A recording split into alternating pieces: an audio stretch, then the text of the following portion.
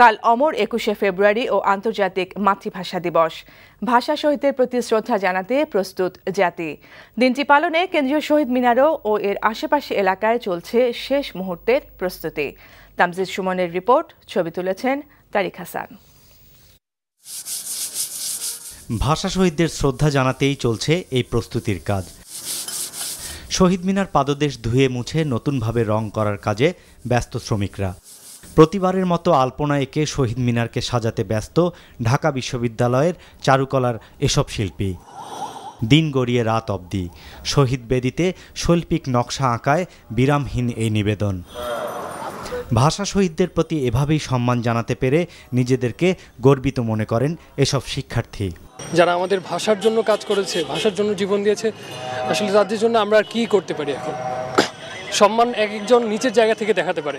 ভিতর থেকে মনে হচ্ছে যে আমি হয়তো দেশে ভাষার জন্য একটা অবদান রাখতে পেরেছি। অন্যরকম অনুভূতি কাজ করছে ভাষা আন্দোলনে, মানে নিজেকে কি বলবো, ধন্য মনে করছি। ৬৪ বছর আগের সে আত্মত্যাগের প্রতি শ্রদ্ধা জানাবেন হাজারো মানুষ। ধর্ম বর্ণ একসাথে মিশে সকল পথ এসে জড়ো হবে এক জায়গায়। অবনত চিত্তে ফুল দিয়ে শ্রদ্ধা নিবেদন করবে সাধারণ মানুষ।